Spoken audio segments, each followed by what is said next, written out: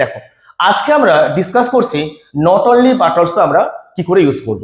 দেখো, not only এটা বাক্যের একদম স্টার্টিং এ বসতে পারে, যেখানে কোয়েশ্চেনটা বলবে begin with not only. Just like question number 1, the principal monitors discipline and encourages academic excellence, begin with not only. কিন্তু নট অনলি বাক্যের মিডিলে না বসে, বাক্যের স্টার্টিং এ না বসে বাক্যের কিন্তু মিডিলেও আসতে পারে। যেমন the museum preserves artifacts and educates visitor, এখানে কিন্তু কি বলেছে, rewrite using not only but also. অর্থাৎ এখানে তুমি নট অনলিটাকে বাক্যের স্টার্টিং এ বসাতে পারো, আবার মিডিলেও বসাতে পারো। আমরা দেখব এগুলো কি করে করতে হয় প্রপারলি। দেখো, আমি প্রথমে আনসারটা দিয়েছি ফার্স্ট কোশ্চেনের। কি লিখেছি? Not only does the principal monitor discipline but also encourages academic excellence. কি হলো ব্যাপারটাতে? আমরা ডাজটাকে আগে নিয়ে এসেছি। এখানে কেন ডাজটা আগে আসছে?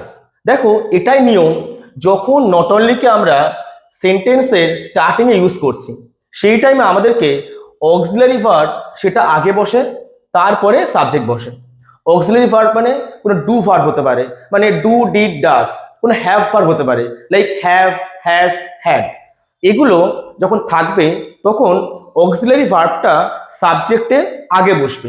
তাই আনসারটা হয়েছে not only does the principal monitor discipline but also encourages.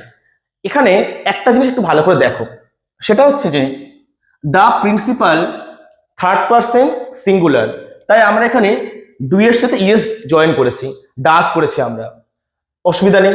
যেহেতু এখানে ইএসটা বসেছে, আমরা কিন্তু মনিটরের সাথে কিন্তু এস ইউজ করব না, তাহলে কিন্তু সেটা ভুল হয়ে যাবে। Not only does the principal monitor discipline, তারপরের যে ক্লজটা আছে বাট অলসো এনকারেজেস, এখানে কিন্তু আমি এসটাকে ইউজ করতে হবে, কেননা প্রিন্সিপাল থার্ড পারসন সিঙ্গুলার, এখানে আমাদের কোনো ডু ভার্ব নেই। তা এখানে কিন্তু আমরা এসটাকে ইউজ করব, দ্য প্রিন্সিপাল এনকারেজেস। এটাকে কিন্তু খেয়াল রাখবে, পরীক্ষা তোমরা এই ভুলটাই করো। তাহলে ব্যাপারটা আমরা কি দেখলাম? নট অনলি যখন সেন্টেন্সের ফার্স্টে আসবে তখন অক্সিলারি ভার্বটা প্রথমে, তারপরে সাবজেক্ট। মানে ফার্স্টে আমাদের নট অনলি, তারপরে অক্সিলারি ভার্ব, তারপরে সাবজেক্ট। এক্সাম্পল কি হতে পারে? যেমন not only does Rahul, not only did they, not only was he. ঠিক আছে, তাহলে আমরা দেখো আর একটা জিনিসে খেয়াল রাখবো, সেটা হচ্ছে যে আমাদেরকে একটা প্যারালাল স্ট্রাকচার মেনটেন করতে হবে। প্যারালাল স্ট্রাকচার মানে কি? মানে যদি নট অনলির পরে যদি আমরা ভার্ব ইউজ করি, তাহলে কিন্তু বাট অলসো, এই বাট অলসোর পরেও কিন্তু আমাদেরকে ভার্বই ইউজ করতে হবে। ভার্বের বদলে সেটা অ্যাডজেক্টিভ হতে পারে, তাহলে বাট অলসোর পরেও কিন্তু একটা অ্যাডজেক্টিভ আসবে। এটা একটু খেয়াল রাখো। দেখো বলেছে parts joint by not only but also must be grammatically similar. Grammatically similar মানে কি? মানে যদি নট অনলির পরে ভার্ব আসে, বাট অলসোর পরেও ভার্ব আসবে। যদি অ্যাডজেক্টিভ আসে, তাহলে বাট অলসোর পরেও কিন্তু অ্যাডজেক্টিভ আসবে। এটাকে একটু খেয়াল রাখো। আমি এক্সাম্পল দিয়ে দেখেছি। দেখো, he is not only intelligent but also hardworking. দেখো, ইন্টেলিজেন্ট এটা একটা অ্যাডজেক্টিভ, আর হার্ডওয়ার্কিং এটাও একটা অ্যাডজেক্টিভ। অর্থাৎ এই যে গ্রামাটিক্যাল সিমিলারিটি এটা কিন্তু আছে দুটোই, এটাও অ্যাডজেক্টিভ, এটাও অ্যাডজেক্টিভ। সেন্টেন্স একদম কারেক্ট। কিন্তু কেউ যদি ভুল করে এরকম লেখে, he is not only intelligent but also works hard, এটা গ্রামাটিক্যালি রং। কেন রং? ইন্টেলিজেন্ট তো অ্যাডজেক্টিভ, কিন্তু ওয়ার্কসটা কিন্তু ভার্ব, এই স্ট্রাকচার কিন্তু আসবে না। এটা হলে কিন্তু পরীক্ষায় একদম 0 পাবে। নট অনলির পরে যে পার্টস অফ স্পিচ, যে গ্রামাটিক্যাল ফরম্যাট আছে, বাট অলসোর পরেও same format, same parts of speech আসবে। আচ্ছা, পরের স্লাইডে এসো। তাহলে কমন এরর কি কি হতে পারে, যেটা আমি আমার এক্সপিরিয়েন্সে আমার স্টুডেন্টদের খাতায় দেখেছি, আমি কিন্তু এখানে সেগুলোই দিয়েছি। দেখো, আমি লিখেছি not only she is intelligent, এই ফর্মটা আসবে না, কেননা ইজ একটা অক্সিলারি ভার্ব, সেই জন্য আমাদের কি করতে হবে? ইজটাকে সাবজেক্টের আগে আনতে হবে। Not only is she intelligent, next ভুলটা হয়, not only does Rahul studies, হবে না। আমরা অলরেডি এখানে ডাজ ইউজ করেছি, অর্থাৎ ইএসটা এনেছি, তাহলে এখানে আর কেন আমরা আনবো এটা?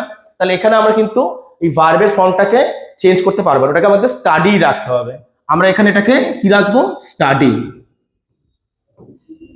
আচ্ছা, তাহলে not only does Rahul study hard, এটা গ্রামাটিক্যালি কারেক্ট। নেই, দেখো এই যে একটা স্লাইড, আমার লাস্ট স্লাইড, এটা বলছে the museum preserves artifacts and educates visitors, যেটা ফার্স্ট স্লাইডে কোশ্চেনটা ছিল। ফার্স্ট এখানে আমি 4টে অপশন দিয়েছি, তোমরা ভিডিওটা পজ করেও আমাকে বলতে পারো যে কোনটা রাইট আনসার হবে। দেখো ফার্স্টের যে কোশ্চেন, মানে ফার্স্টের যে অপশনটা আছে, not only the museum preserves artifact but also visitor, এটা হবে না। ঠিক আছে, আমাদের হেল্পিং ভার্ব লাগে, আমরা কোথায় বসাবো সেটাকে আমরা নট অনলির পরেই বসাবো, তো ফার্স্টের অপশনটা তো হচ্ছে না। Second option, the museum not only preserves artifacts but also educate visitors, ঠিকঠাকই যাচ্ছিল, কিন্তু the museum third person singular, এখানে আমি প্রিজার্ভস ইউজ করেছি, এটা তো ঠিক আছে, বাট তাহলে আমাকে এডুকেটের পরেও কিন্তু এখানে একটা এস ইউজ করতে হতো, যেহেতু এখানে এসটা ইউজ করা হয়নি, তাহলে কিন্তু এটাও grammatically wrong. Next, not only did the museum preserve artifacts but also educates visitor, এটাও গ্রামাটিক্যালি রং। কেন? আমি ডিড ইউজ করেছি, ডিডের সাথে ভার্বের কোন ফর্ম বসে? বেস ফর্ম বসে, তাহলে এখানে কিন্তু আমরা প্রিজার্ভ ইউজ করতে পারবো না, তাহলে আমাদের ইউজ করতে not only did the museum preserve. Last option, the museum not only preserves artifacts but also educates visitor, অর্থাৎ the museum third person plus singular, তাহলে আমরা এখানে প্রিজার্ভস ইউজ করেছি, একদম ঠিক আছে, বাট অলসো আমরা এডুকেটস ইউজ করেছি, একদম ঠিক আছে। প্রিজার্ভস এটা একটা